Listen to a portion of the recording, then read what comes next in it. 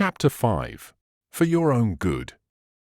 Oh, that there were such an heart in them, that they would fear me, and keep all my commandments always, that it might be well with them, and with their children forever. Deuteronomy 5 verse 29. That it might be well with them. He longs so that his children should be perfectly happy, enjoying the fullness of blessing, always in the enjoyment of deep calm peace. And this can only be in hearkening unto, and keeping all his commandments always.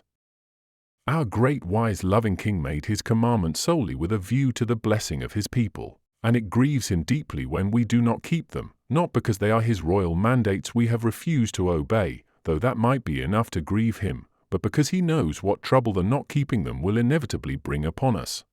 And so in anguish of heart, when he sees us suffering the consequences of our unbelief and disobedience, he cries, "Oh, that thou hadst hearkened to my commandments!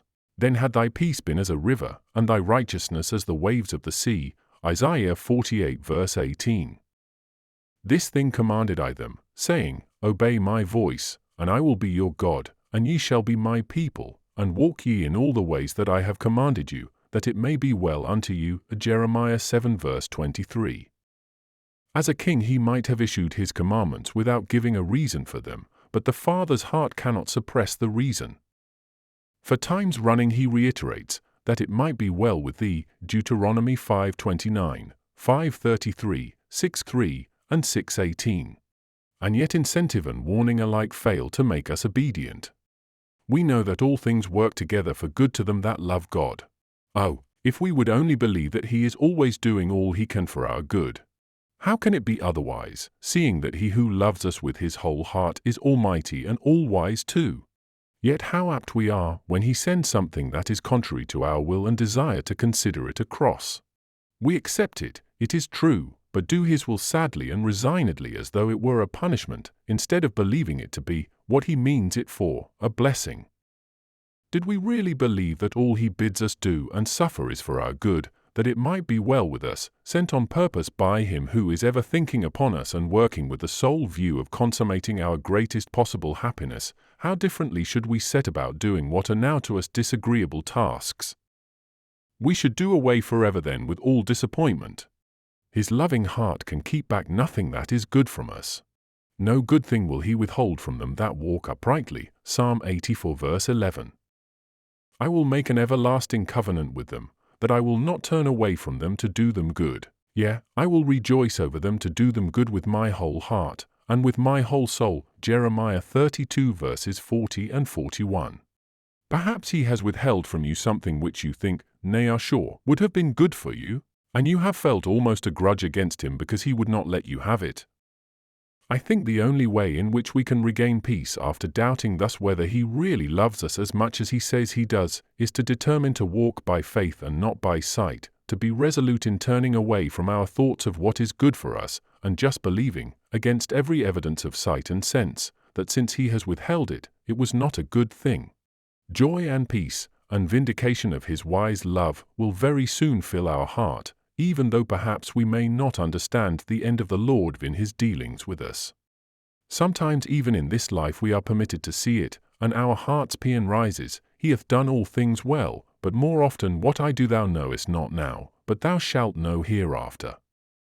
Nothing less than the finest of the wheat will satisfy him for the food of his people, and he would have us drink of the river of his pleasures. Psalm 81 verse 16, 36 and 8. Sometimes, it is true, he makes us go through fire and through water, but it is only because his love sees that which our short-sighted eyes cannot, the wealthy place that he would lead his own into.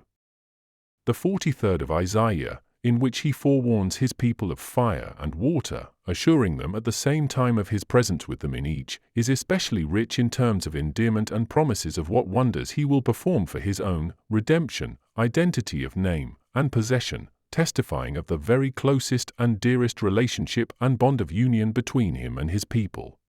His commandments are not grievous. Let us briefly enumerate what they are. Thou shalt love the Lord thy God with all thy heart, and with all thy soul, and with all thy mind. This is the first and great commandment, and the second is like unto it. Thou shalt love thy neighbor as thyself.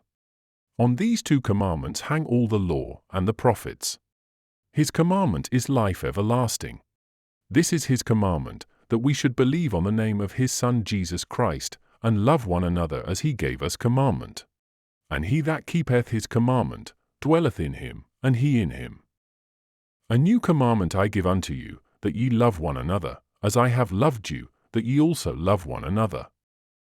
It is by keeping his commandments that we can give proof of our love for him, and he promises to manifest himself to those who keep them and to make his abode with them. John 14 verses 21 and 23, and if we keep them we are assured that our prayers will be answered. Whatsoever we ask, we receive of him, because we keep his commandments, and do those things that are pleasing in his sight. 1 John 3 verse 22. Blessed is the man that feareth the Lord, that delighteth greatly in his commandments. In keeping of them there is great reward. And now, Israel, what doth the Lord thy God require of thee, but to fear the Lord thy God, to walk in all his ways, and to love him, and to serve the Lord thy God with all thy heart and with all thy soul, to keep the commandments of the Lord, and his statutes, which I command thee this day, for thy good.